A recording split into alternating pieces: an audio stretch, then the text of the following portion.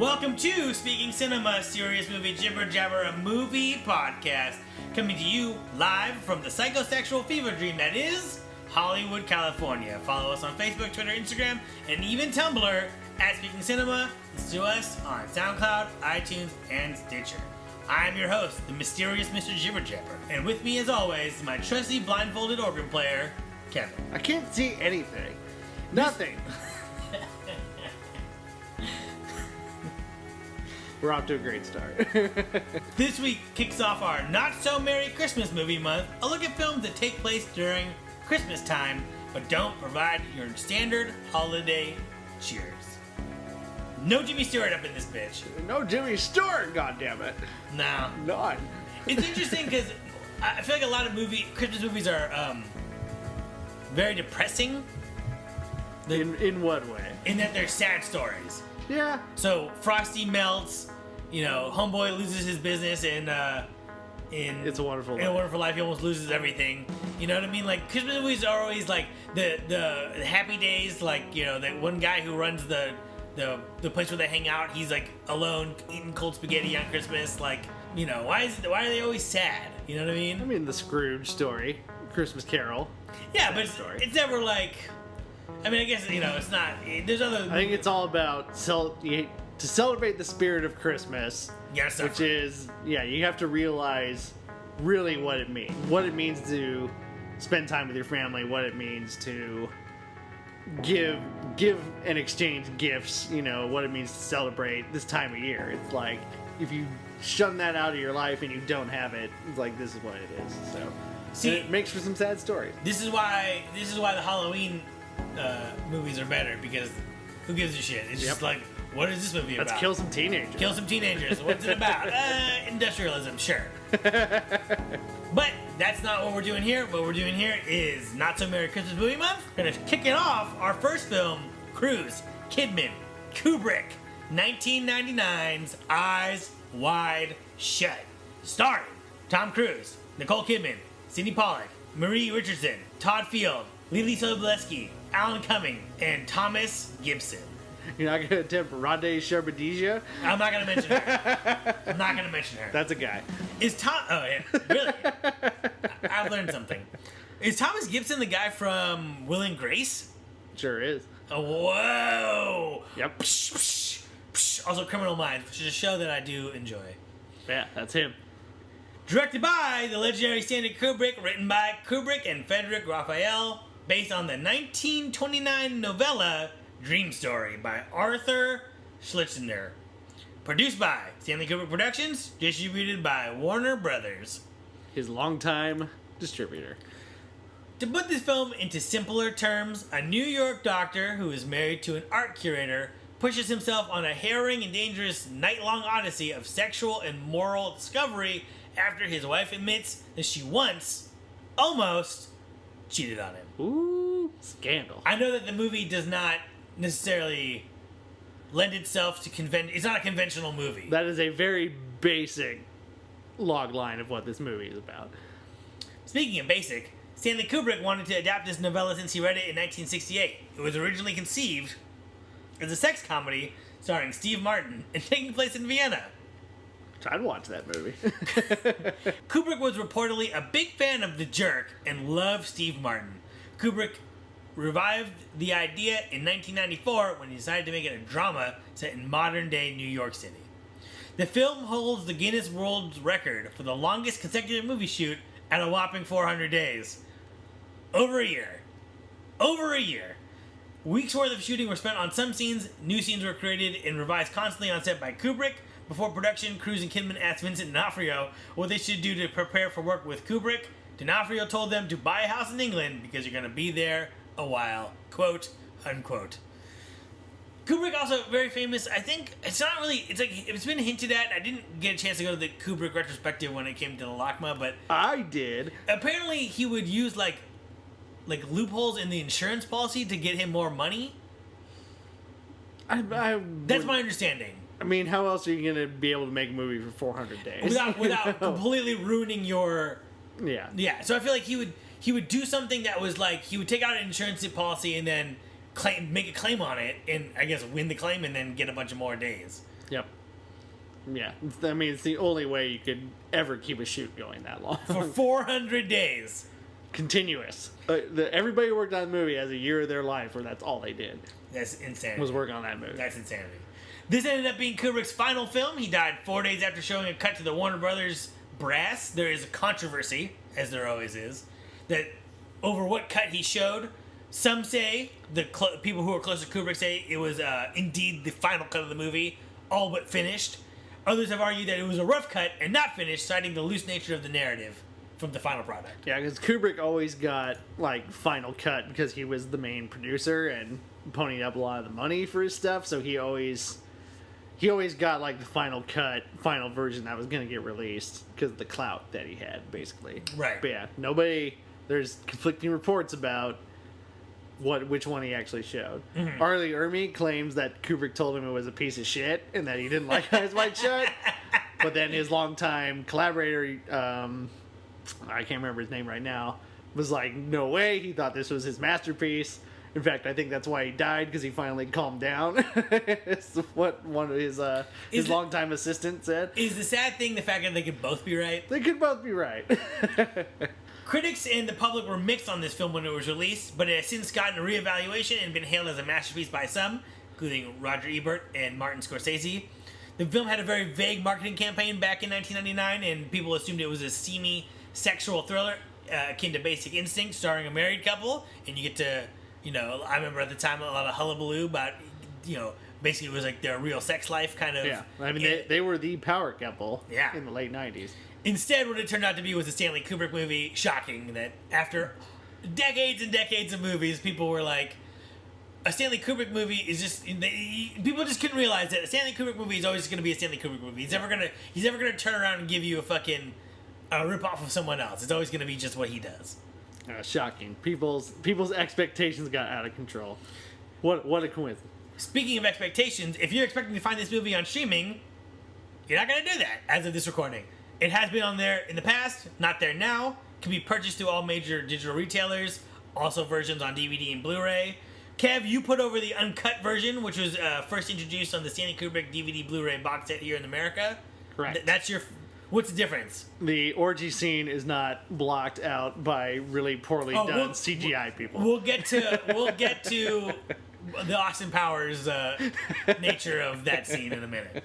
Don't you worry. Kev, you picked this movie, so you've obviously seen it. When and where did you see it? I saw it. Definitely didn't see it when it first came out. No. It's too young. Yeah. Way too young. Yeah. I was only 13. Yeah, we were in middle school when this came out, right? Yeah. So there's just no way. There's no way that was... You might be able to convince a ticket guy to let you go into, like, American Pie. Or Blade, Which I did for both those movies. Attaboy. But... yeah, Eyes Wide Shut, I mean, that's just like, you just know. There was so much controversy over it. I think I saw it when I was really early in college. I was like, when I was really starting to get into Stanley Kubrick, I was like, all right, I'm going to finally watch this and make my own opinion about it. Really, really enjoyed it. Really think it's a strong film with some interesting ideas. It's interesting because I've never seen this movie, but I do remember there's a lot of buzz around it in the 90s, in the late 90s. There was, it was a real life couple, sex life. It was full frontal nudity from, I believe, both of them, right? Just Nicole Kidman. Just Nicole Kidman. Yeah, so there's full frontal nudity rumored in the movie. No Tom Cruise. I think at one point, there was a rumor that... oh yeah, there was definitely a rumor, like, yeah. you see his penis. And then there was like, there was a lot of hullabaloo about how couples never have good chemistry on screen, and it was just a movie of note. Like, a lot of people were talking about it, even if it was negative, they were talking about it. And it was Kubrick's first movie since Full Metal Jacket, so his first movie in 12 years. Right. So it's a lot at stake in this one. So what makes this a Christmas special worthy movie, Kev?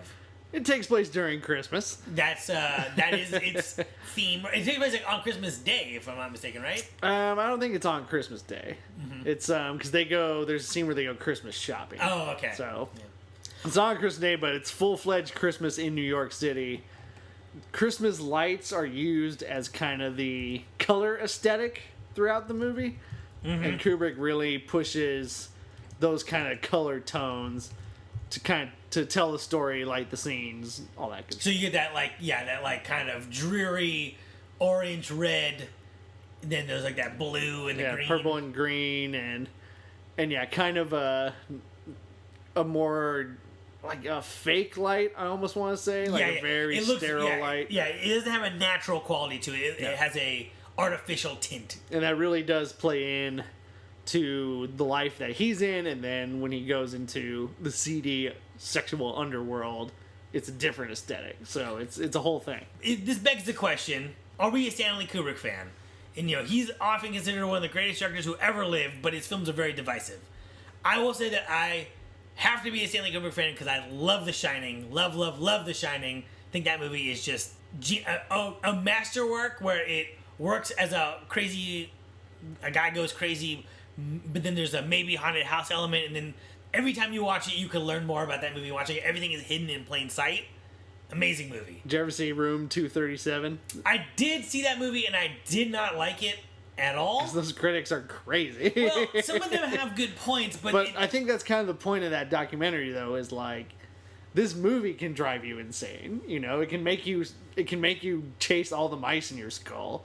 It's like, this is about the American genocide and how Kubrick faked the moon landing and the Nazis and blah, blah, blah, blah, like that. The thing, but there's this guy on YouTube. His name is Rob Iger. He's an English bloke.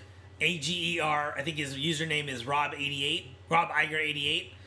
And if there's nothing else anyone takes away from this thing, you should look this guy up. He does critical analysis of movies, and he has one for The Shining, and he gets into how the structure of the house is what is it? The Overlook Hotel. The hotel, Overlook Hotel is a maze, and how there's rooms that face the outside, but then we see shots on the other side, and it can't face the outside, and it's the house that is a haunted place. And then he goes into like the gold room, which is not featured in the book, and what that all means, and how the gold room relates to all the Native American imagery that's everywhere, and how that all plays into everything. And he really makes a cohesive argument about the movie that is about the U.S. economy, is about the genocide of Native Americans, and then he backs it up with research he did at the Kubrick Library.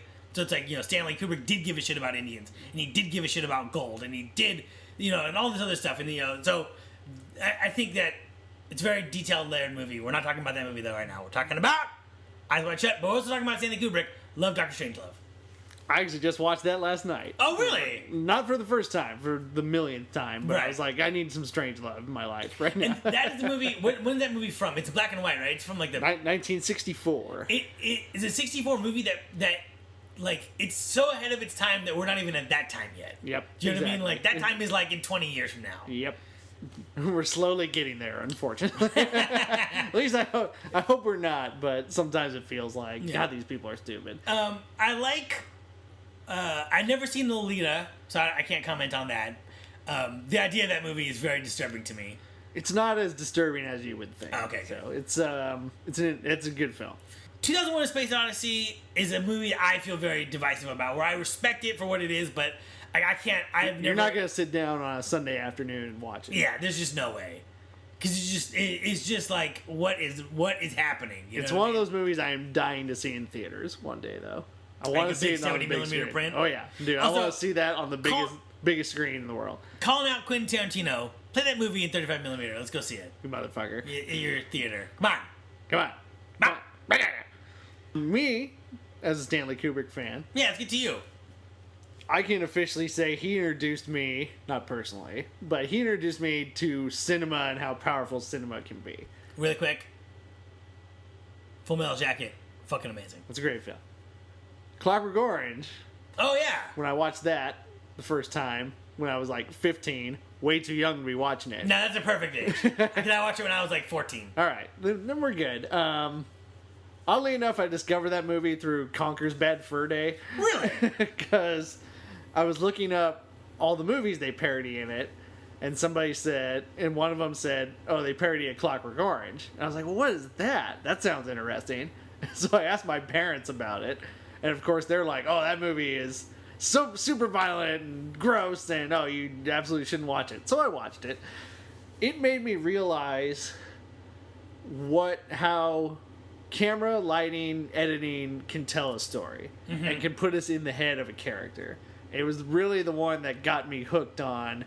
Now I need to see all these crazy movies. You know, now I need to expand myself and see really stuff from Europe, stuff from Japan, underground cinema from America, and it really turned the light on for me. Yeah, that movie in particular, because there's an element of that movie that is so fantastical, right? Where it's about basically a guy who's like in a street gang in like the 60s or whatever, right?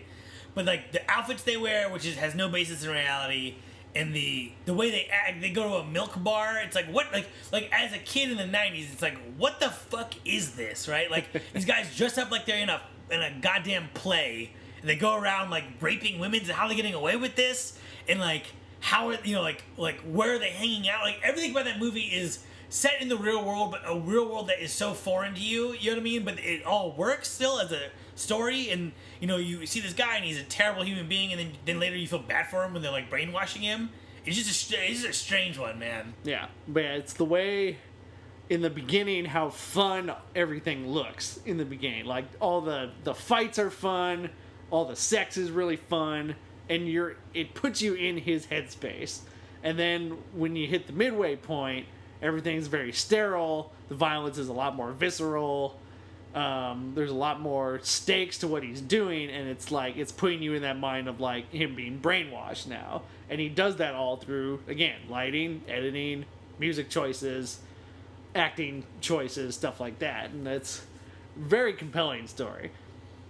And a very extremely well-made movie. Yeah. Very extremely. He had a reputation for really pushing the limits of cinema and what you can show. And, you know, I don't think it was ever truly gratuitous in a sense of not being artistic. I think it was always artistically created and fabricated.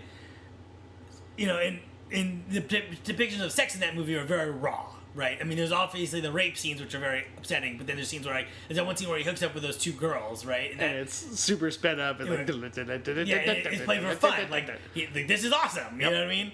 So speaking of sex in the cinema, for Eyes Wide Shut, there's, of course, an infamous orgy scene. In Europe, they just showed it. In America, in the theatrical release at least, they had CGI dummies that were standing in front of the more explicit areas to avoid an NC-17 rating, aka the kiss of death. Why do you think America and American media are such prudes when it comes to sexuality on screen? Because, you know, we tolerate violence pretty well, except for when bad things happen, and then we roll it back. But you can still pretty much put whatever you want in terms of violence and still get an R rating. Your Hostels. Also, the idea that Scream got an X rating is just ridiculous in the world where Hostel was R rating. They had to cut it back a bunch of times. Really? Yeah. I had no idea. Because we were a country started by people so uptight the English kicked them out. You know?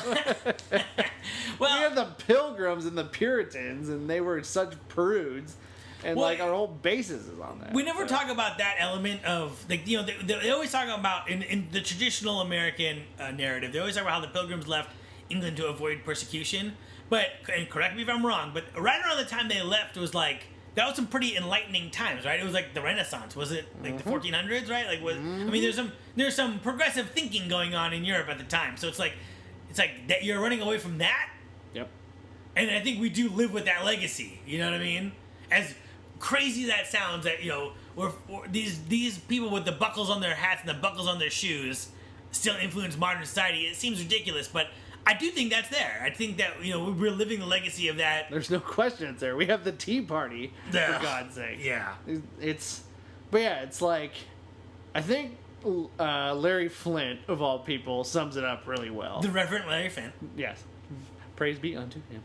He talks about, you can take a picture of somebody getting murdered, and you can win a Nobel Prize for it, or a Pulitzer Prize, or something. You take a picture of somebody having sex, and you can go to jail. But it's like, but sex is legal and murder is illegal. You know? It's just an odd... That is a profound statement. It's just a strange thing that we've... It's a strange dichotomy where it's that we've just completely made ourselves. In Europe, you can see boobs in the newspaper. You know? It's like they have... Sex is not that big a deal. You know? It's not something you're going to shelter... that should be demonized and pushed away, you know. But we're still in that state of mind of like, there's schools that do abstinence-only training. Yeah, I mean, I went to Catholic school, homie. That was what they said. And then, guess what? the areas that do it predominantly, there's a lot of teen pregnancy in those areas. But then when you, in areas where they, like where I grew up, where they gave you a full spectrum of like, listen, the only way you're not going to get an STD is if you don't have sex. But you're going to have sex, so here's what happens. Here's how you do it safely and smartly. And by the way, here's how it works. Not a lot of teen pregnancy. Where I'm from. Just saying. It's just, it's an odd thing that this country has established for itself. I think we'll get out of it as we get mature. Again, our country is only 200 some odd years old. Europe is thousands of years old. Still rooted in a lot of tradition. I've had time to figure shit out. So well, there's like I think we talked about this on a previous podcast, but there's like we're going in like the free the nipple thing right now and yada yada yada. But my fear is always the backlash, which I feel like we have a lot in this country. Like you had the hippies, which was all about free love and nudity and drugs and shit, and then you had like AIDS come up, and you have the repression in the 80s, right? Which is like. And you have this weird thing that we have in America where there's this idea of like do as I say, not as I do, but like, and also like it's also a thing in America which I think Prohibition came out of, right? Which was like we're gonna ban this not for me and my group, it's for those people over there who are too stupid to figure this out.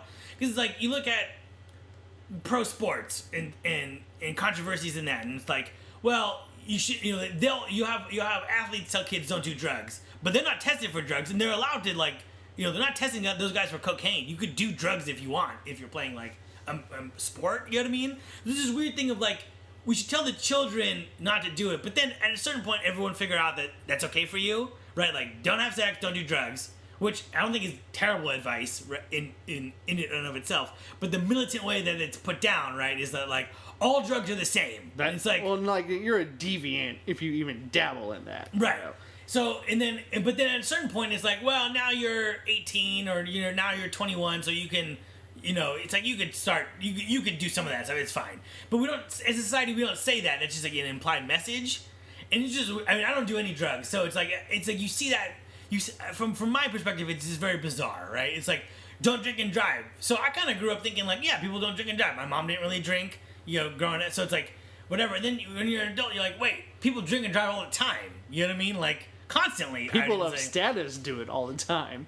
You know? Like celebrities do it that should know better. Right. You know? But it's just like a weird thing of like, well, how am I supposed to go to a bar that's not near my house and drink and then go home? Like, I gotta drive home. And like everyone's we kind of just don't, we talk about it in the sense of that we say don't drink and drive, but it's just a weird hanging Chad.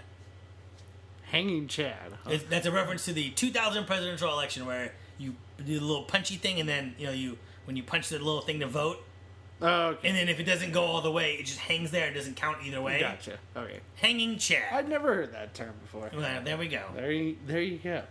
But yeah, and then getting back to sex, which is all kinds of fun. When you demonize something, the natural reaction is, well, I want to go do it, And then that's where we get 13-year-olds having babies, And when you just got to treat it like an adult way and do it in an educated way, because guess what? We're going to do it, but if you're not smart about it, it can ruin your life. So you might as well just educate people. You got the top abstinence person is Bristol Palin, who has 2 children out of wedlock. I'm just saying, it doesn't fucking work, Like, why don't, like, that obviously doesn't work. Let's revamp this whole thing and just teach people, like, that it's okay. It's not this deviant thing. Maybe we'd be a lot happier if we quit treating it like it's a deviant thing, Mm-hmm. Sex is fun. Yeah, I mean, everything you say is true. It just, it makes me think of my Catholic upbringing, which was just, it was just very negative, and, it's exactly what you're talking about, right? Catholicism. If it feels good, stop. Yeah. What's wrong with you? Speaking of, do you like Christmas? Yeah, Christmas is great. What do you like about Christmas? I like the way it smells. Elaborate. Pine? Pine trees, sugar cookies, candy canes, pot roast. Do you mess around with ham, cider? Cider, yeah. I like that. Just the way Christmas smells. I just love it. Great. I actively dislike Christmas media. Yeah. Christmas songs are the worst kinds of songs. There's just no two ways around that. There just isn't. Christmas specials are always sad and negative and not about a celebration at all. They're like funerals, right? It's like a funeral for existence. Christmas, in terms of the religion, it's like it always gets. It's like, why are we? It's like, this is the celebration, but you think about it, the miracle is really the guy coming back to life. Him being born is a miracle in the sense that the idea is that the mother was impregnated through God, but okay. Sure, Joe. And, you know what I'm saying? It's just, yeah, God did it. Yeah, so it's just I mean, I like having time off from work, but it's just a weird. And I mean, I like presents and shit. I like all the, and I like sugar cookies and I like ham. But it's just like, I don't know. To me, Christmas is very political, right? It's like always about. It's needlessly politicized. Yeah, it's always about like, why does it say Happy Holidays? Why doesn't it say Merry Christmas? And it just, it gets real negative. It's a lot of, I don't know. I think the vast majority of people don't really care about stuff like that, but it's politicized just to get some ratings, I think. I also don't like how there's a New England sense of winter is what Christmas is supposed to be about. Like, I grew up in Northern California, homie. It rained on Christmas Day. You know what I mean? Like, no snow. It's cold, but it's not like, like there's just like winter wonderland shit that is just like, to me, that's like, why is that our image of Christmas? You know what I mean? That's like that's very narrow. I gotta say, I grew up with that, but I love going to the beach on Christmas Day, being down here. So, and going to the movie theater as well. Yeah, well, that's become a Christmas tradition. Yep, it's me and all the Jewish people at the movie theater. No, it's you and at this point, it's everyone, because everyone's like, let's get out of the house. You know what I mean? That's the thing. Okay, and also another thing I don't like, back to the political nature of Christmas, is all these fucking assholes on Facebook who are like, going to the movies on Christmas, you're ruining someone else's Christmas, and it's like, your existence ruins someone's life. Shut the fuck up. If you're watching TV, hey, guess what? Someone has to be there just in case something goes wrong. Even though it's all reruns, someone is always in that control room. You don't think there's anyone at the power station if you're using your lights? You don't think there's anyone at the water station for the water?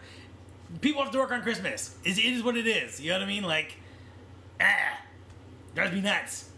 We always went and got our Diet Coke at 7-Eleven. That 7-Eleven guy wasn't complaining. Right. He's working on Christmas. He's fine. Also, my mother started... Tons of people work on Christmas Day. We started going to the movie theaters on Christmas when the Lord of the Rings movies came out, and my mom decided that was more fun than church. Well, yeah.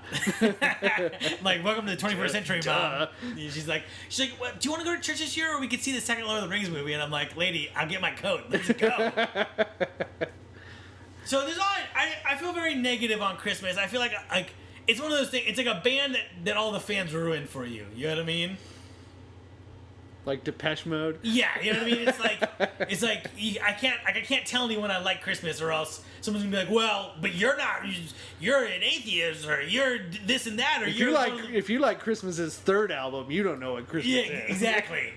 Exactly. So let's move away from my hatred of Christmas and go into rapid fire, Christmas edition. Also, Stanley Kubrick. There we go. Ready? Scariest Stanley Kubrick character: Jack Torrance or Sergeant Hartman? I think Sergeant Hartman, because he is scary from minute 1 to minute 0. And I think of him existing. He has a gun pointing at him and he's still yelling at him. I think Jack Torrance, because Jack Torrance is secretly crazy and maybe a child molester. Ooh, I haven't heard that angle. We're gonna watch the video after this. Okay. Rob Iger, Ager. If that's not spelled correctly, I apologize. Honest Stanley Kubrick character: Yoga Cat Lady or Space Baby? I think the Yoga Cat Lady is quite bizarre. What movie is that? Clockwork Orange. I'm gonna say Space Baby because where are you from and what are you doing here? Why are you so big? Space Baby does just kind of show up right at the end there. Yeah, it's... Most intriguing failed Stanley Kubrick project: Napoleon biopic starring Mr. Jack Nicholson, or the Aryan Papers Holocaust epic? If you read about that Holocaust epic, it was going to be an ambitious project. It sounds really, really big, encompassing story about where the Holocaust came from and how it affected people on it was a big story at a very human level.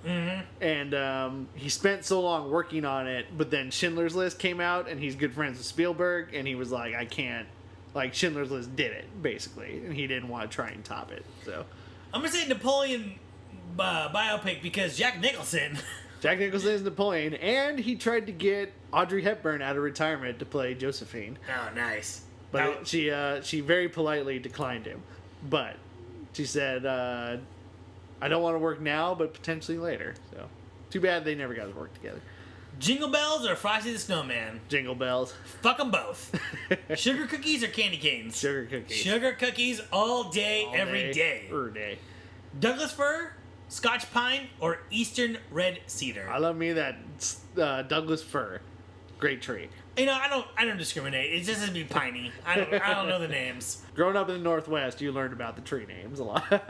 And fuck Eastern cedar. That tree sucks. Does This it? is just pokey. That's a pokey tree. They're all pokey.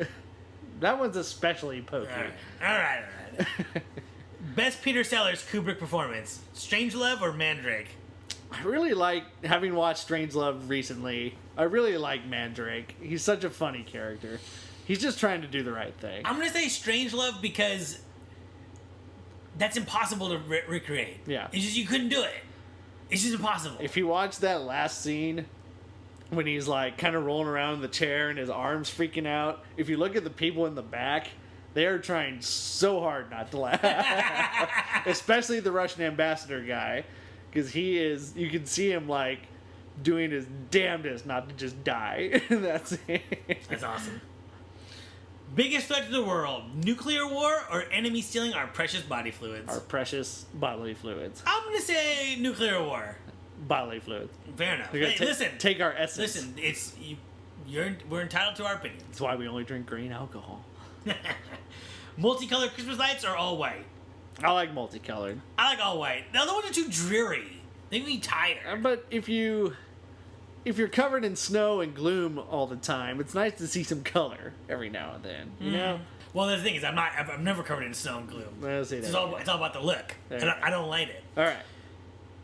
Best Christmas present you ever got? Probably Ocarina of Time. I'm gonna say the Super Nintendo. Yeah. Actually, yeah, that's probably my best one too. Came with Link to the Past. Xmas shopping. Do you do it early? Get it done early November, or are you shopping on Christmas Eve? Get it done. Get it done early. Because I've done it on Christmas Eve before. It sucks. I hate it. It's terrible. I remember I was at my friend's house in high school, and his mom went shopping Christmas Eve, and then like basically no one had any presents, and like everyone got like really weird things, and she's like, "Well, I don't know, the store was sold out," and it's like, "Lady, it's a potato ricer." You got like a JVC boombox, and this is years after like cassettes would not be a thing. What are you gonna do with the boombox? Yep, nothing. You gotta hit the turbo bass. That's what you gotta do. Play along at home. What this movie? Do you like it? Do you love it? Have you seen it? Do you want to see it? Add to your list of shame, your list of curiosities. Here we go. Theme again. Kubrick again. Christmas. First time. Psychosexual edition. This is a good mix. It's an eclectic mix of themes and people. A Clockwork Orange. Great. As I've said. Loved it. Christmas Vacation. Still good to this day. Never seen it. Ooh, let's check it out. Maybe we should add it to our Christmas selection. Maybe. Maybe. That one's a little too obvious. Maybe. Barry Lyndon. It's an underrated film. If you can get through how slow it is. I've never seen it. It's a very slow movie. I've heard of it, though. Quite good. A Christmas Story. It's good for what it is. Yeah, it's fun. I have people who it's their favorite movie of all time. Definitely not my favorite movie of all time. It's a fun movie. I will say that that's one of the rare Christmas movies that is actually enjoyable, where it's not about guilt and stuff. It's about the joke. Yep. It's about you shoot your eye out, and he does. It really is based on that whole incident. Basic Instinct. Oh, fudge! Basic Instinct is trashy and hilarious and fun. It's a fun movie. I'm gonna be crass here, but when she spreads her legs, I'm like, you can't really see that much. Yeah, there's not much. I mean, you see like the outline of some fur, Yep. which I'm not. Listen, not hating on the fur, but that's it. Yeah. But boy, was that controversial. Apparently, I didn't see what the big deal was. I was like, I mean, that's cool, but I'm not. Nothing you can't find in a pen. I'm not up or down either way. Olive and the Other Reindeer. Never saw it. I've never even heard of this, but on the idea that it's some sort of weird stop motion Christmas thing, It's like a weird. It's not stop motion. It's like a weird early 2D computer animated movie.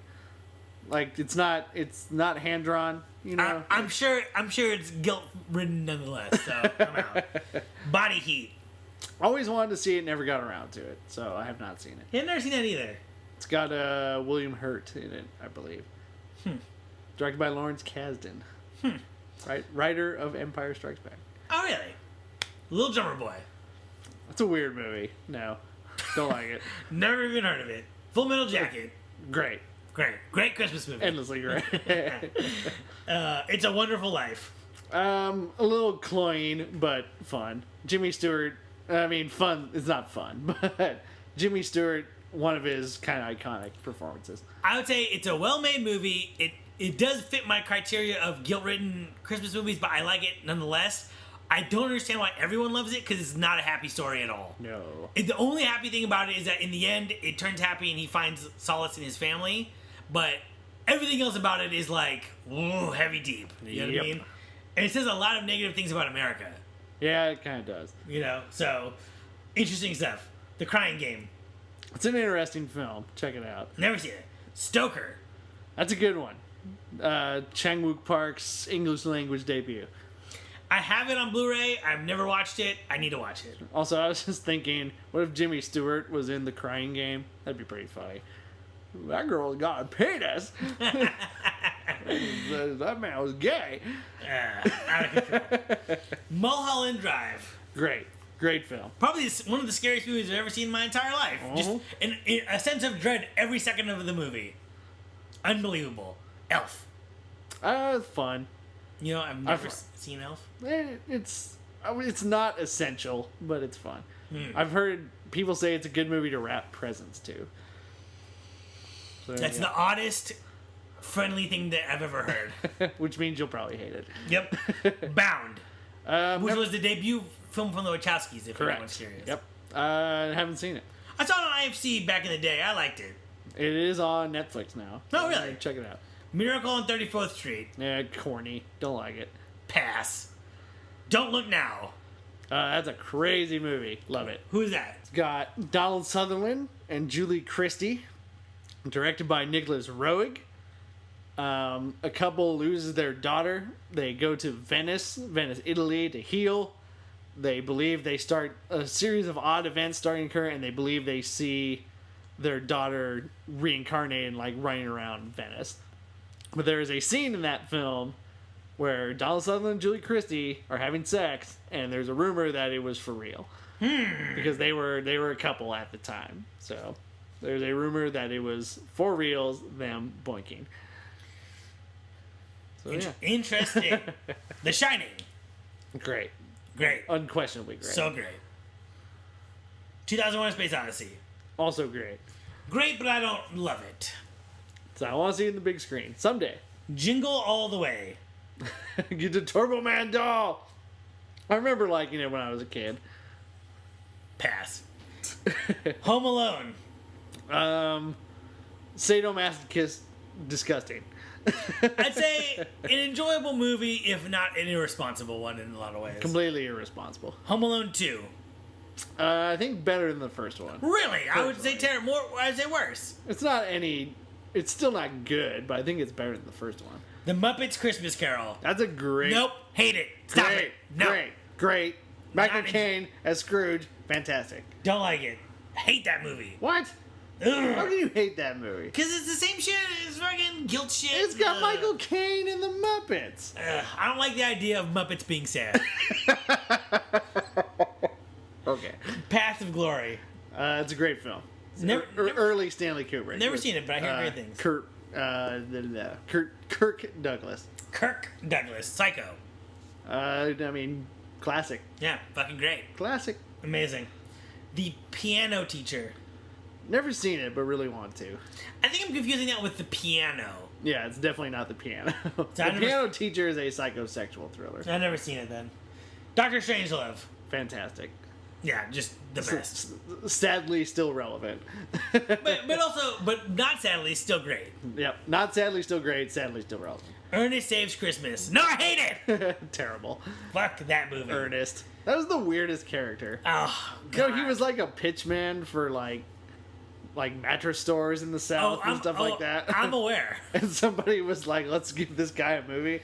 I mean, Jim Varney is great, but yeah, everyone says he's a great guy, but I hate that character. I hate everything about it. it's just an odd character. Ugh. Ernest Saves Christmas. Terrible. Any other jibber jabber before we get to this? I'm excited for you to see some Eyes Wide Shut. I'm excited for it too. Now that we're so removed from the hype and the criticism and the controversy of it, you can really evaluate it for what it is. Right, which is my objective here. Here we go. Here we go.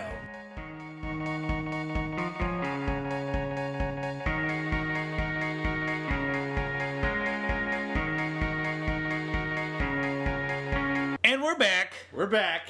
Eyes Wide Shut. Whoo, boy. I watched it on Netflix via the disc. I believe it was a DVD, and it was the uncut version. All right. Not the version that Warner Brothers put out theatrically where there was CGI dummies. CGI dummies in front of the nudity. Which I've seen that version. It is not well done. Roger Ebert had a good point about that, where he's like, the idea of this shows how backwards America is, where it's like, you're trying to make something that is explicitly adult more kid-friendly by putting things in. It's like as if you edited a porno.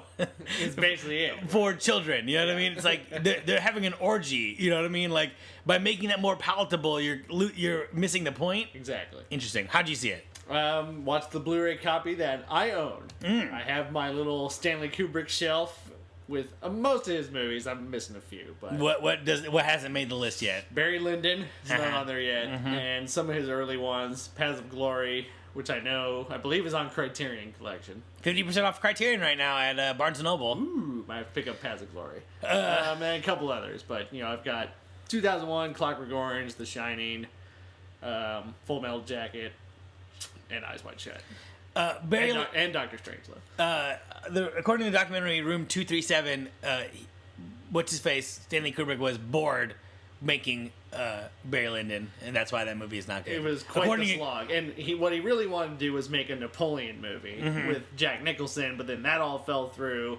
And so he had all these Napoleonic era props and costumes, and said, "Well, we might as well make something out of it." So, but we're not here to talk Barry Lyndon. That's probably a future episode when we do the Stanley Kubrick retrospective, which might melt my brain. that episode will be 7 hours long. Should we even do a plot summary for this movie? Well, I mean, if you haven't seen this movie, is there anything that I can say to help you?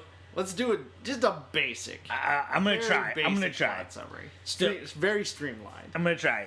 Bill Hartford, played by Tom Cruise, and his wife Alice, a young couple living in New York City, go to a Christmas party hosted by Bill's patient Victor Ziegler. Bill meets up with an old med school friend, Nick Nightingale, who's a pro piano player. A man at the party tries to pick up on Alice. 2 models try to pick up on Bill, and a girl ODs, which kind of sets the whole thing in motion. They go home and smoke some weed and have sex. Alice is asks Bill here if he ever gets jealous or if he fucked those girls. Bill says no on both accounts. This incites her to relate to him a confession that when they are on vacation, she had a very long moment over the course of several days where she wanted to leave her family, her kid, her husband, her life, and run away with a sailor who didn't even know that she really existed. And Bill is suddenly called away. A patient of his has died. He goes on a walk. He sees a prostitute but doesn't hook up with her. He runs into Nick Nightingale at a jazz club. Nick Nightingale reveals to him that he plays at this sex party. He plays the piano. The piano at a sex party. Nick begs him for the details. He goes and rents a costume. He goes to the party. He walks around for a little bit. A girl in the party is like, everyone is dressed in masks and robes, and there's lots of naked women walking around, and then people having sex, and other people watching them have sex. Everyone always has the masks on. A girl with a feathery mask is telling him, hey, you're in danger. She warns him like 2 or 3 times. He's tricked into coming into like the main ballroom where the leader of the orgy, secret society, whatever, asks him for a second password. He says, I don't know it. And he's like, you're going to be punished. Take your mask off. Take your clothes off. Like, bad shit's going to happen. Feather Girl says, take me instead. Nick finds all of this, like, unbelievable. He doesn't know. He doesn't. Like, it doesn't make sense to him. He's kicked out of the party. The next day, he tries to go talk to Nick Nightingale. Nick Nightingale is nowhere to be found. He apparently was taken away in the middle of the night by two dudes. He goes to the prostitute that he tried to visit. He finds out that she had AIDS and that she's he kind of dodged a bullet. Mm-hmm. Then he looks in. He's being followed as he walks around the streets of New York. He thinks he reads an article about a model who died. It turns out to be the girl from the beginning who OD'd at the Christmas party.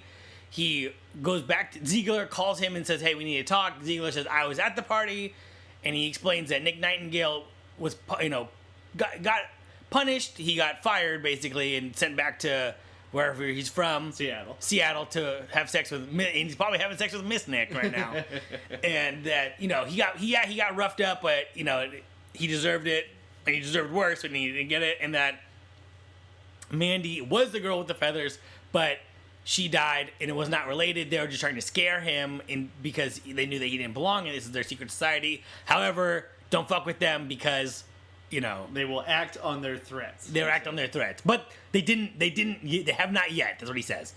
Nick really doesn't know how to make of this and kind of just leaves. Bill leaves despondent, just like, I don't know what to think. He gets home. The mask that he was wearing at the party is now on his bed next to his wife. He breaks down and cries and stays up all night telling her what happened. They go Christmas shopping the next day. The wife says, we're lucky to be alive. We have each other. Let's not talk about forever. Let's just focus on now. And right now, I want to fuck. Credits. Written and directed by Stanley Kubrick. Produced by some guy. So, that's the fucking movie. I'll start it off. Okay. I really do think this movie is great. Mm-hmm.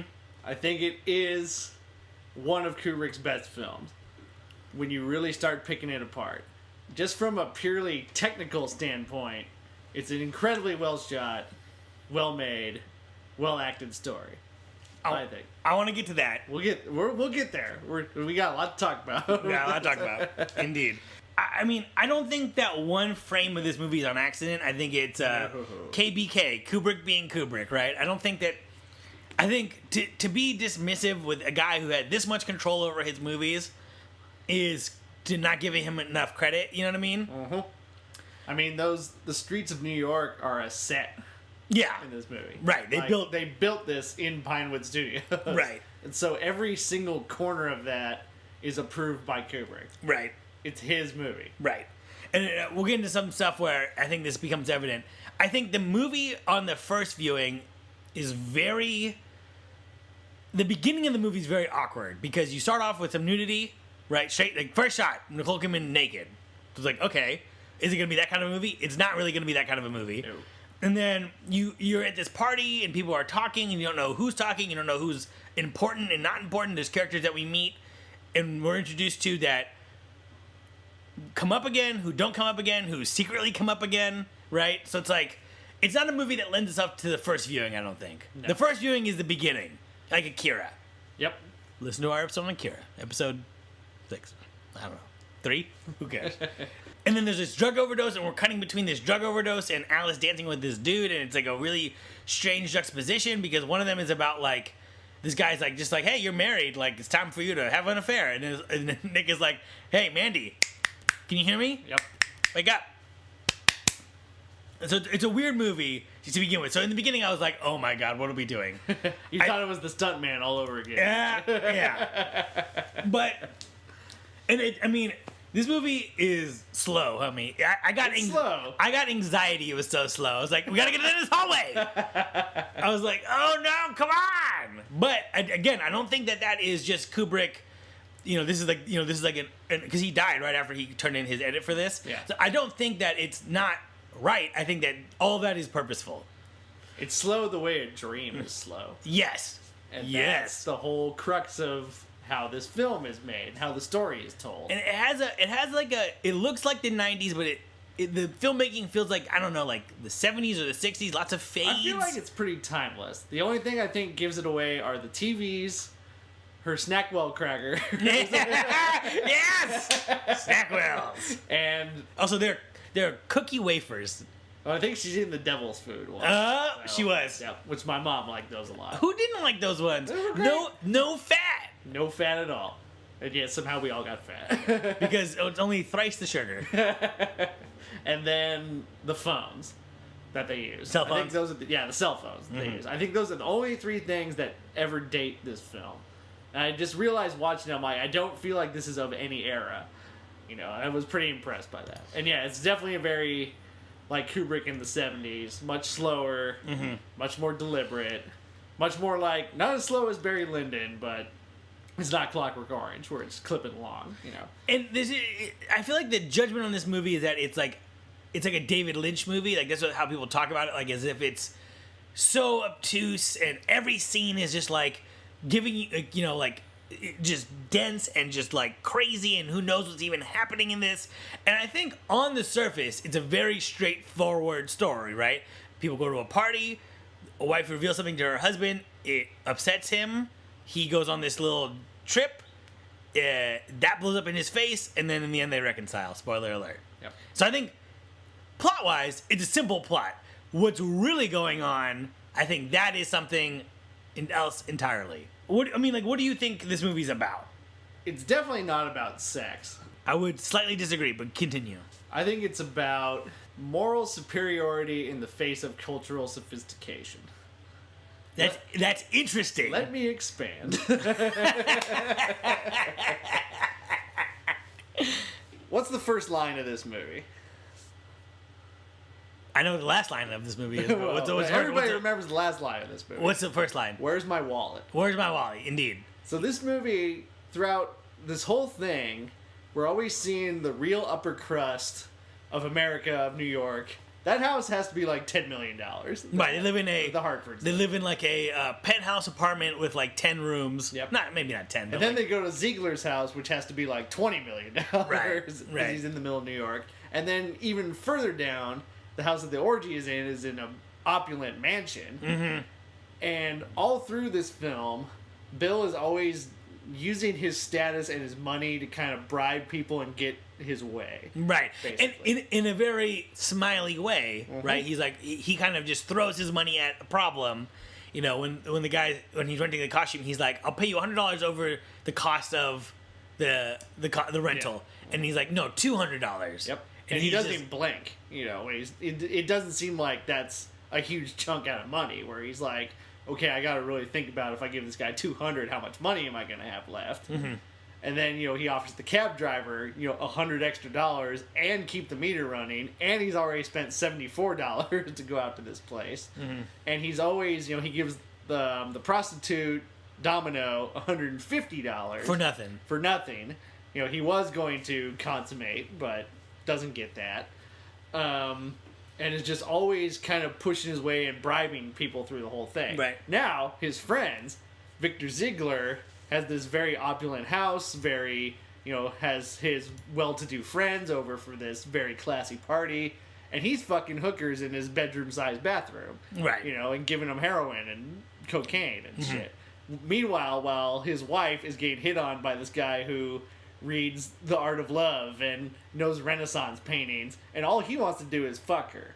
You know, he uses the sheen of just sheer sophistication as a means to just get in her pants. Right. You know? So I think what it's really looking at is just how hollow that sentiment is of just the upper crust trying to make themselves better than everybody else. You know what I mean? Yeah, I mean, there's definitely an interesting parallel and exactly on theme of what you're saying between Ziegler's party in the beginning, which is like this Christmas party, so it's like Christmas, very wholesome holiday, you know, family, blah, blah, blah. So and Christmas. I think Christmas ties into that thing. I think that's why it's set during Christmas. But Christmas is supposed to be this religious holiday, but it's really a capitalist holiday. Yes, absolutely a capitalist holiday. Right. Where it's about agendas, it's about spending money, it's about all of these other kind of things like that. You know, and there's I say funny, but there's little moments in the movie where it's like in Hartford's office, he has all these Christmas cards, and then, they're like Merry Christmas and angels, and it's all great. And right under that is a sign that says like payment is expected as soon as treatment is finished. Yeah. And then there's like the diner, and it says Merry Christmas, and there's lights, and it says no checks accepted. Yeah. It's that Kubrick's a very visual storyteller, and he always has these little text things throughout his film. Like in they're more overt in a movie like Doctor Strangelove. Everybody's shooting each other, and the sign says like "We build towards peace." And everybody's blowing each other up. I love that about Kubrick, and I hate that about Kubrick, and it's jealousy because it's like he can make a movie where literally Tom Cruise escapes from almost being killed, and he reads a newspaper, and the newspaper says "Lucky to be alive" is the headline, and it's like, why does this fucking dude get away with this? So on the nose. And I think another one that's a little more subtle is when he's in Domino's apartment, and he calls Alice on the phone, or Alice calls him. He's talking on the phone. She has a book front and center. It says "Introduction to Sociology," and I think that really isn't the ultimate message of this movie. Is we're looking at people and society, and we're picking that apart. And I think it's way more about that than it is about some steamy sex thriller that some people think that was marketed to them, but it really wasn't. Right. So going back to what you're saying, I think Ziegler's Party is Christmas themed. Christmas is a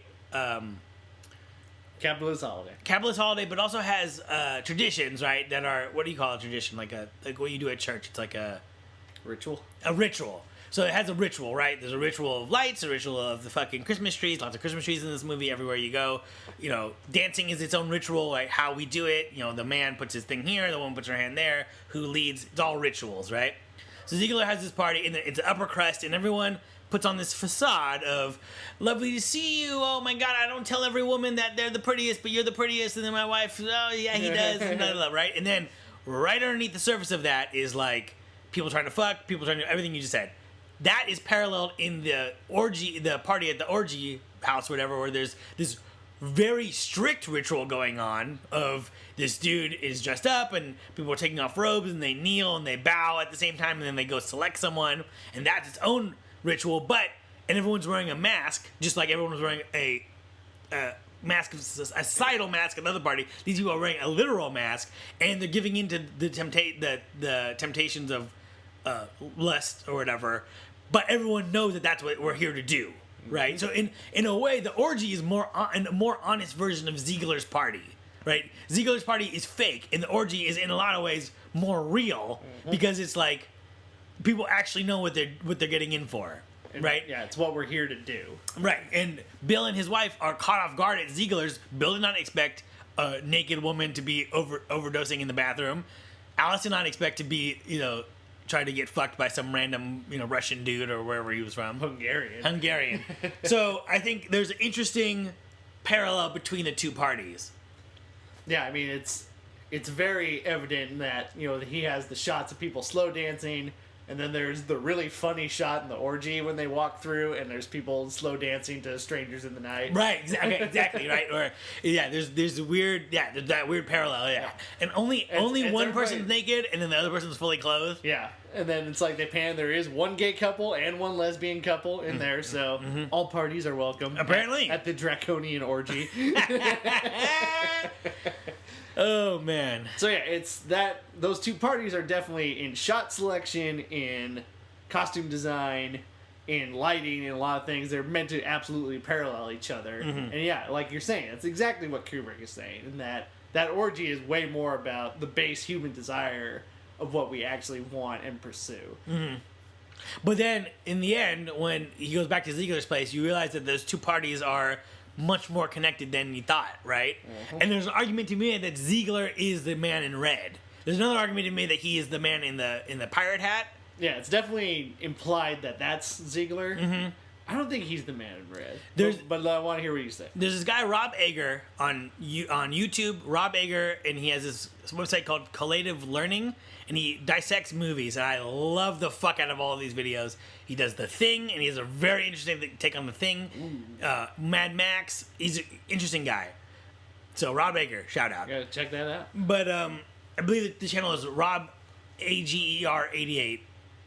If you just Google, I'll find him. So he was saying that there's an interesting parallel where Ziegler so the man in red is standing on a red stage, and he has the incense ball thing. So Ziegler, when he confronts Bill, has a red pool table. Pool table's normally green, but that could be a coincidence. Mm-hmm. But then he has the balls, and he's always swirling the balls around the cue ball, and then he's always tapping the chalk, and he's tapping the pool cue like the dude was doing with his staff. And all of his warnings are repetitions of the warnings that Bill was given at the party. Where it's like, if you tell anyone about this, there will be dire consequences for you and your family. And then Ziegler says, if you tell anyone about this, these guys can back up their claim, so don't test them. Uh-huh. So there's an interesting, it's not directly parallel, but there's interesting parallels in that they either could be the same person or just, it could be the idea that party and this party are not really different, right? Like, that party that seemed very crazy isn't really that much different than the party in the beginning.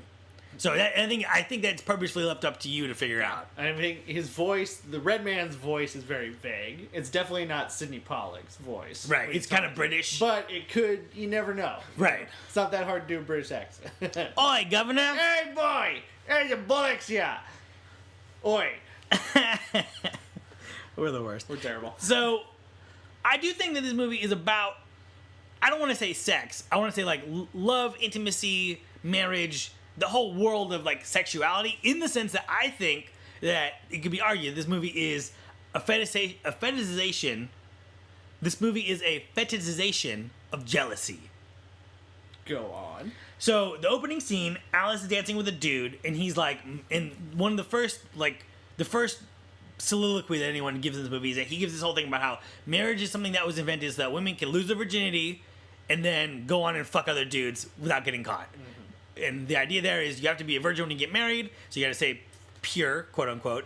So then, you get married, break that hymen, and then now there's no evidence if you go out and do whatever you want. Sure. That's interesting, right? After at the party, Nicole Kidman keeps looking over at Bill, who's talking to these models who are, definitely want to fucking take him back and go break that bed, break that water bed to the ground. So, but then they get back to the house, and then they're both nude, and the implication, and then Tom Cruise starts caressing her. The implication they have sex, right? So it's interesting. So she was just jealous of what was happening, and then now she wants to have sex. She was also being hit on by this other man.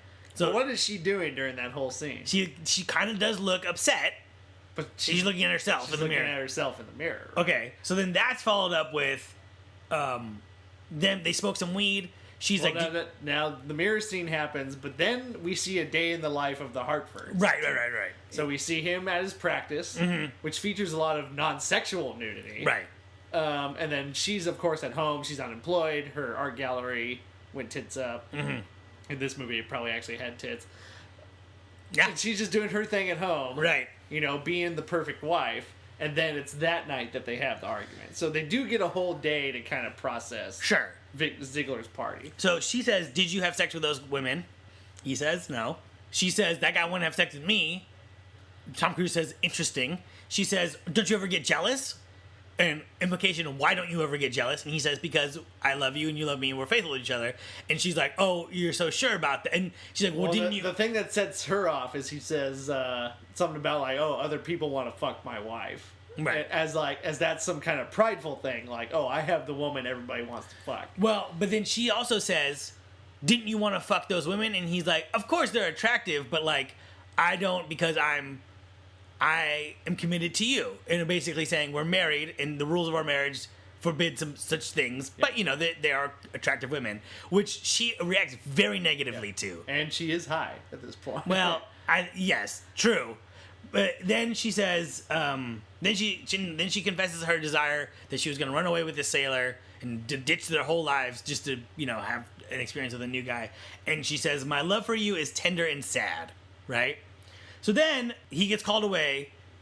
An inverse of that fantasy happens to fucking Bill, because the woman, Marion, is like, "I want to throw away my whole life. I don't want to go with my husband. My dad's dead now. I want to be with you. I love you. I love you. I love you." And he's like, "Let's fucking be rational here," which is exactly how Alice wanted the sailor to respond to her, right? Mhm. So it's like he's inserting himself into that fantasy. Yep. In whether or not that so that happened to him, right? And then he's thinking about his wife being with the sailor. There's like this blue shot of her being like caressed by the sailor and fucking the sailor. It looks like an old old movie. Yeah, style. like the old silent movie. Yep.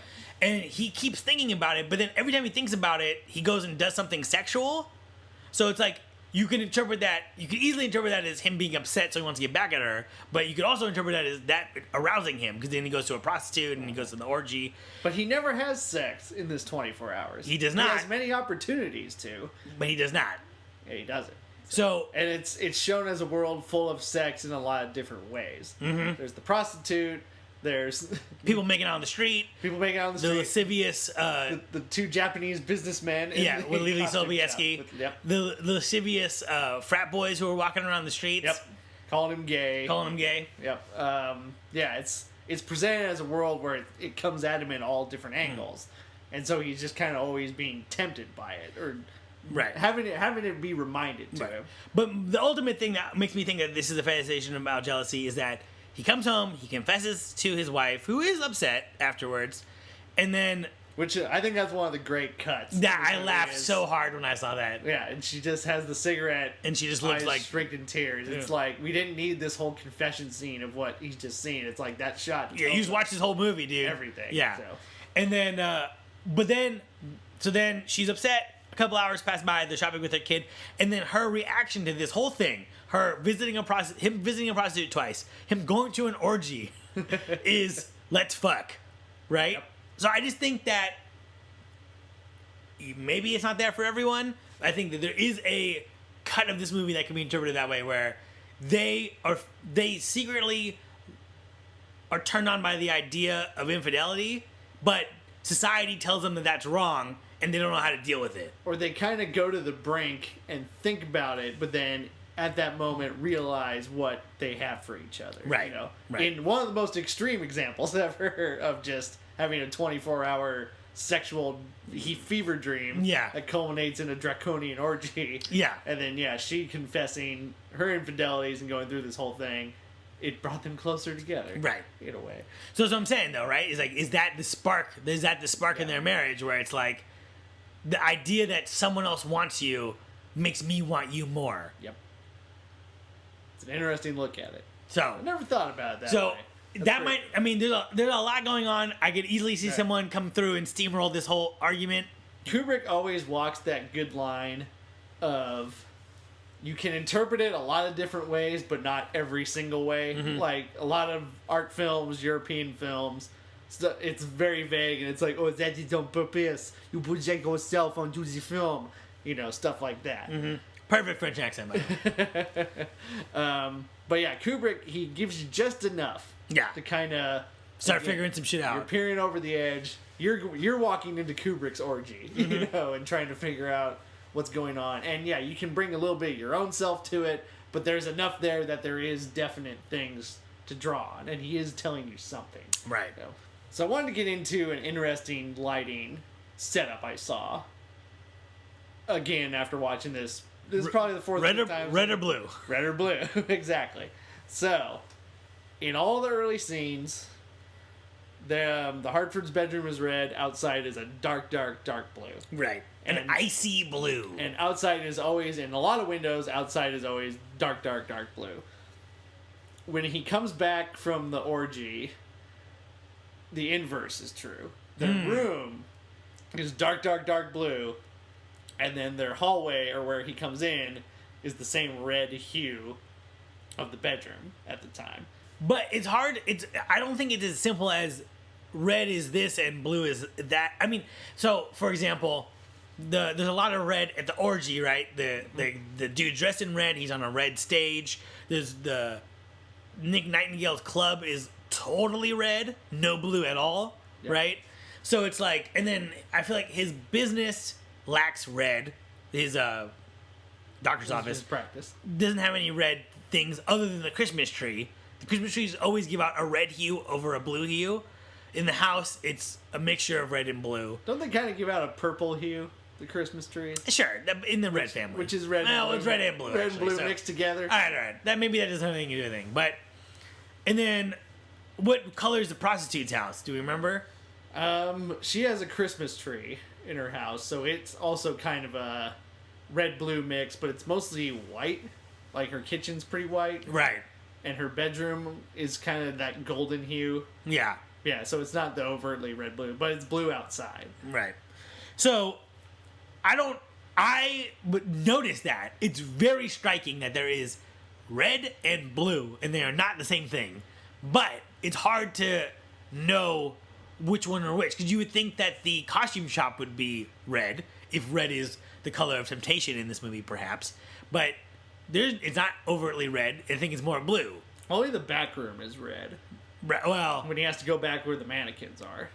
and that's where he finds his daughter with two older Asian men. Yeah. Also, daughter, she is she gets caught and she has like this like wicked smile and it's like, damn. Well, but then we learn later that he's actually like selling her services, basically. Right. When Bill goes to return the costume and then the two Japanese men walk out. What do you make of that? Do you think that that was always the thing that they're trapping those Japanese men into paying him, or that they worked out a deal on the fly? I have a feeling they worked out a deal on the fly, and that his daughter is probably always kind of up for business, but then maybe she got these two guys to kind of get her own money, but then he caught them, and he locked him in, not to call the police on him, but to get his money from him. I don't know. Again, it's one of those things that he gives you enough details, but Kubrick doesn't tell you exactly what's going on. Yeah, that's interesting. Because I was thinking that... I thought it was funny. The two guys walk out, and they just act like it's normal, and Bill is like, no. You just fucking, that shit happened last night, what's going on? Yeah. And he's just very casually like, hey, if you ever need anything else that's not a costume, kind of pats his daughter, and it's like, oh, man. I just think that the difference between how he was treating her, he's like calling her a whore and stuff, and then later being cool with it, I gotta think that prostitution was always a thing, and maybe you're right. Maybe he's upset that she's going behind his back, or maybe it's all an act to get them to pay. But I think that they're definitely working an angle in some way. It's not like I caught my daughter for the first time ever with two men, and then, crazy story, guys, turns out I'm going to be her pimp. Yeah. I feel like that didn't happen that night. True. We're walking into a whole fucking deck of cards. Yep.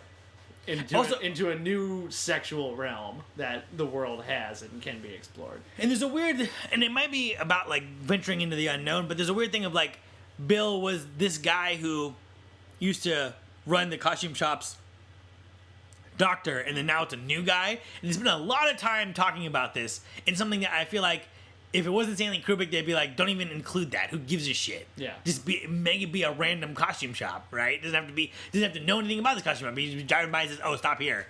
And like they spend a lot of time establishing the idea that like, oh, I don't know who you are and you don't know who I am. So is that like the journey into the Odyssey, or is that, you know what I mean? It's Kubrick. It has to be. I think, again, it's another level of where he has to use his money and his status to bribe somebody, you know, to get what he wants. Because, yeah, Rade Sherbadija, who played Boris the Blade in Snatch. Do you recognize him? No, I thought he was the guy from Reservoir Dogs for a while. No. What's his face? No. Harvey Keitel. No. That's not Harvey Keitel. I know, it's not. I know, but when I first saw him, I'm like, oh, is that Harvey Keitel? It's not him. No, that's Boris the Blade from Snatch. I did not recognize him. Rade Sherbadija, I believe his name is. He has a long Russian name. Anyways, great actor. But yeah, it's again, I think it's another way he uses the working class to kind of get what he wants. Right. And all the people he bribes are kind of the working class. Yes. The cab driver, Prostitute. the prostitute, the world's oldest profession, prostitution. Yeah, costume guy, lady at the diner where he's like, you know, he buys a cup of coffee, but he kind of parlays that into, where's Nick Nightingale? What do you know about him? Where can I see him? So I think the only person he doesn't bribe is the hotel clerk, Alan Cummings' character, who very much wants to get in those pants. Right. know? Right. So it's, you know, again, it's just that other level of him using his wealth to not bully people, but kind of put everybody down and get what he needs, you know, inconvenience somebody to get what he wants. All right, let's get into nitpicks, cool stuff, questions, and then and then we'll see what happens. We'll go from there. So I got 2 nitpicks. 1, Feather Mask Girl takes her thong off at one point. She's naked, and then later we see her with the thong back on. Once you're naked, just stay naked. What was the thong continuity guy doing there? Yeah, you know what I'm saying? What? One of my nitpicks also involves that girl. I don't like that zoom-in shot. No, on her. That's fair. It's Kubrick does that a lot, and I think it works in a certain context. It definitely works in like a Clockwork Orange, because that movie's very manic and has those. It seems out of place in that scene. So he flashes his medical license like a cop. Yeah. Like, it almost gets to the point of like, maybe he should have just been a cop. You know what I mean? Like, what? Or he just thinks of himself that highly, where, oh, I'm a doctor, I can, you tell me about this secret orgy. That's certainly possible. That's all I got. That's pretty much all I got, too. It's just that one shot always sticks out to me, and it bugs me. So let's move on to cool stuff. Snack wells. I like, in the very beginning, Nicole Kidman and Alice goes, how do I look? And he says, perfect, and she's like taking a dump. First shot, ass. Great. There's many worse ways to start. This movie is very funny. Yes. In a way. It has a lot of very funny moments, almost to the point where I want to call it a really dark comedy. I wouldn't go that far, but there's definitely some funny... When they find the Japanese businessman, telling her, oh, you're perfect, she's just like pooping. Alan Cummings' character is just very happily queasy, very happily suspicious. He's just kind of an odd character, but is also very interesting. Just lots of little funny moments through the whole thing. Also, masks. Love masks. Especially the feathery mask. That was a cool mask. That one was at the Kubrick exhibit at LACMA. Fuck. Yeah. And... as was his Hartford's mask. And creepy satanic style rituals. Like to watch those. Always good. And again, gives you enough. You don't necessarily know what's going on, but it gives you enough to be like, this is kind of their ritual, and this is what this process is, and it's all very, very strange. The score of this film is really cool. Yeah. Very sparse. Again, just makes you very creepy with only a few notes. Mm-hmm. You know, it's just very, very stark. Someone noodling a piano, and you're just like, fuck. Yep. Very stark, strong score. You got anything else? That's all the main. Yeah, that's about all I got. So there's a number of questions I wanted to ask you. Feel free to ask me some, Kev. You know, this is a two-way street, of course. Would this have been better as a miniseries? No. I feel like the first half, I was like, this should have been a miniseries because there is so much fucking going on here. And then once the movie turns into what it turns into, I'm like, okay, it doesn't need to be a miniseries. I think burning it with a miniseries would be to have to pay off every episode in some way, shape, or form. Which is impossible. I think, you're not gonna... It only works to me as a whole, as one story. That's a good point. Why is the title Eyes Wide Shut? I was thinking about this yesterday. At the end of the film, they seem to think like they've reached a new understanding. So, technically, you think their eyes would be wide open in terms of, like, how they see the world now. But I think they're still so insular that they don't really know how to fix everything. Interesting. Or something like that. So, yeah, it's like experiencing something new but not changing. So, I think that's where Eyes Wide Shut comes from. Interesting. I have no idea. All right. Did they kill Nick and did they kill Mandy? I think Mandy was killed or murdered. I think so. And they used an easy guise of her being a junkie to do it. And Nick? Do you think Nick is dead or do you think he's just gone? Nick's probably just gone. We probably would have heard if Nick had died. But yeah, it's him getting muscled around by two scary looking dudes. Doesn't bode well for him. No. He's probably back in Seattle. I think that she did just die of an overdose, and it's kind of like the hedonism of like that life.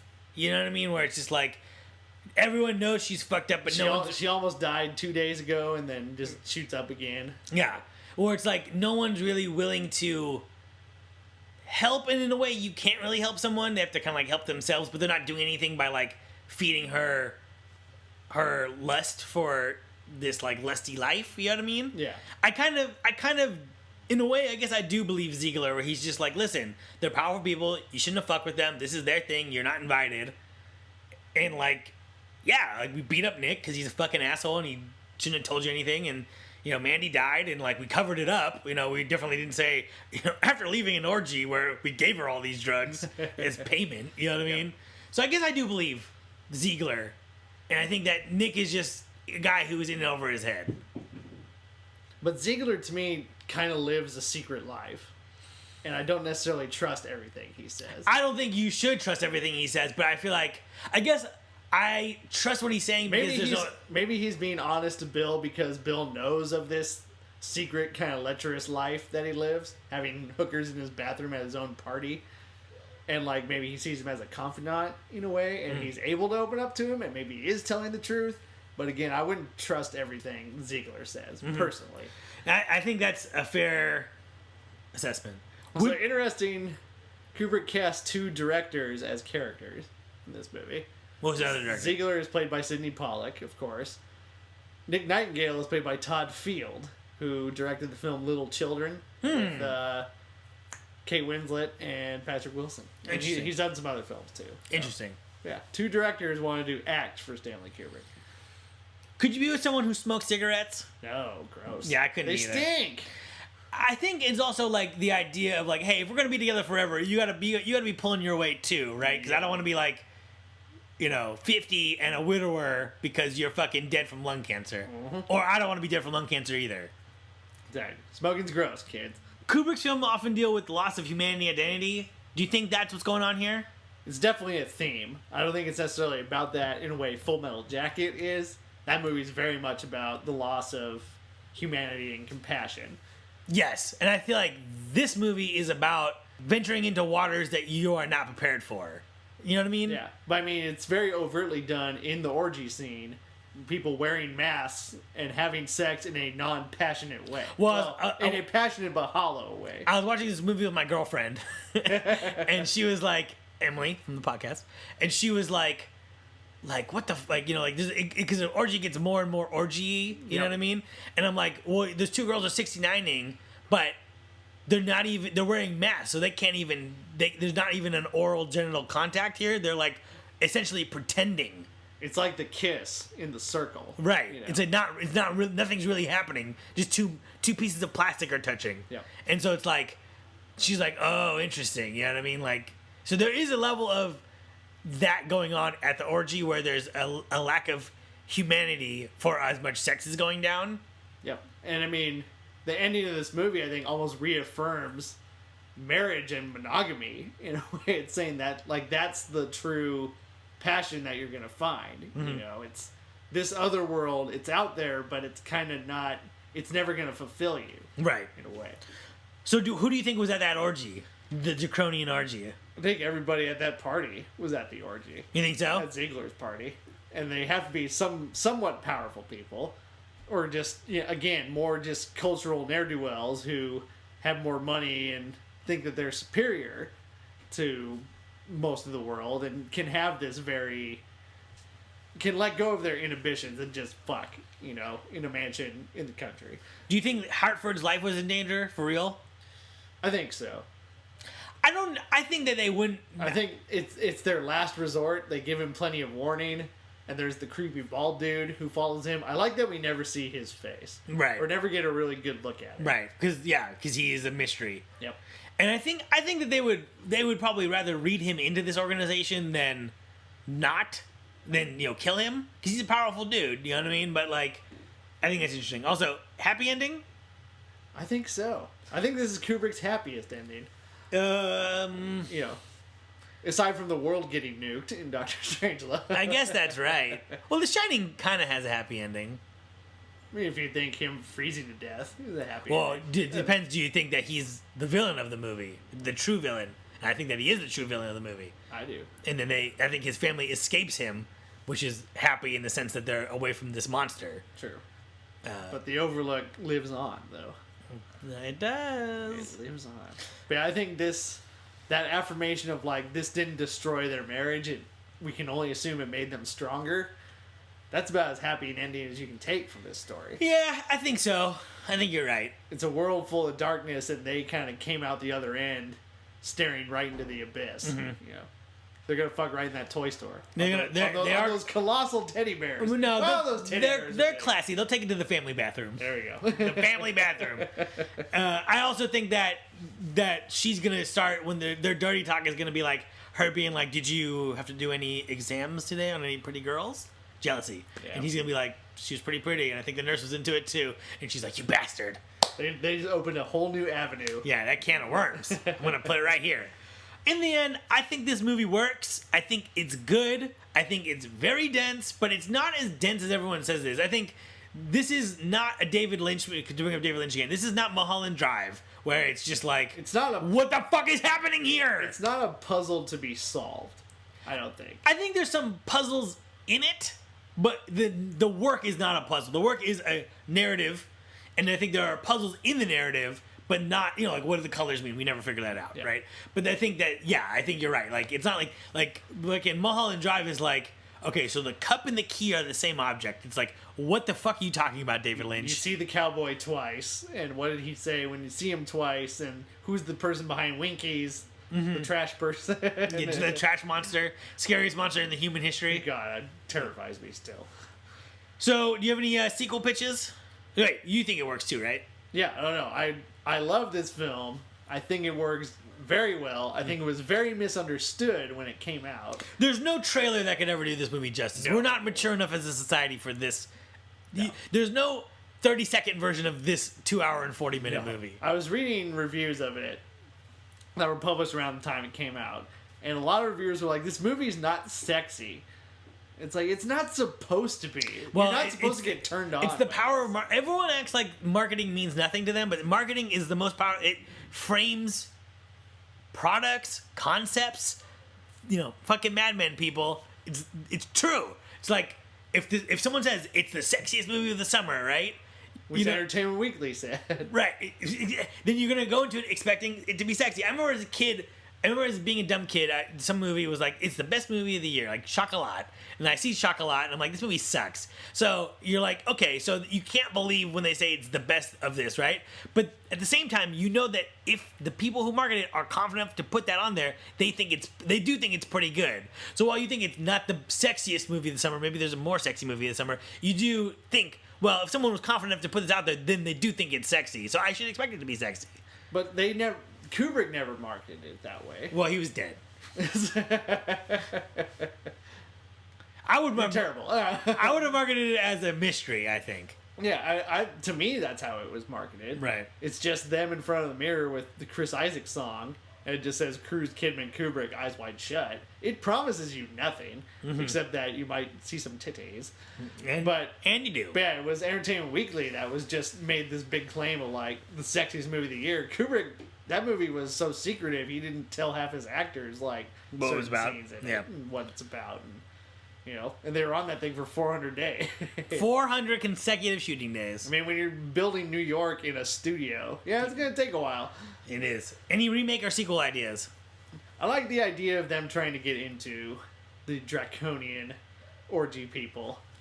Get into that society. So Emily was saying, she's like, I thought this movie was about both of them joining. And I'm like, I kind of thought that too. So I think we're all three on the same page. Where this movie, the sequel or remake, whatever you want to do, should be about Alice and Bill trying to get into the draconian orgy thing. Call it Shut Wide Open. Working title. Any crazy fan theories? I mean, there's so much in this movie that you can have a lot of different things. I think the Hungarian guy is in that orgy somewhere. He's probably one of the main people. Really? I think he's there. Really? No question. He's sleeping though. His daughter might be there because she's a freak. And I mean, not the costume. Oh, the Hungarian guy. Yeah, no, he's definitely there. He's probably the guy in. He's probably the guy in the pirate hat who's nodding at him. Might be. Yeah. Might be. My crazy fan theory is that, and I think this is supported in a lot of ways, that you could argue that the majority of the movie, basically everything that takes place at night, is a fantasy. Or in his head, yeah. In his head. Or it's a dream. Right. Or dream-esque. Right. Because, and I think there's one scene that exemplifies this to the max, which is he's walking on the street, he passes a Mexican food restaurant, he passes a restaurant where two people are, or a business where two people are making out, and there's a rose on the front, and then he passes a place called the Pink Pussycat. Then he turns the corner, and the frat boys are walking down the street, and he says, "I was hooking up this Mexican chick. Her name was Rose or something to do with a rose, and her pussy was unbelievable. I have scars on the back of my neck from her feet or something like that." You know what I mean? So it's like those three things equaled what that guy just said.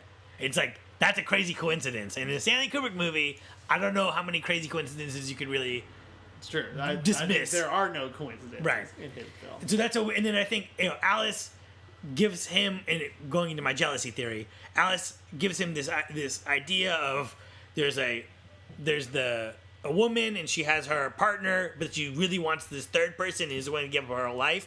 And then the next scene is him being inserted into that exact fantasy as the sailor.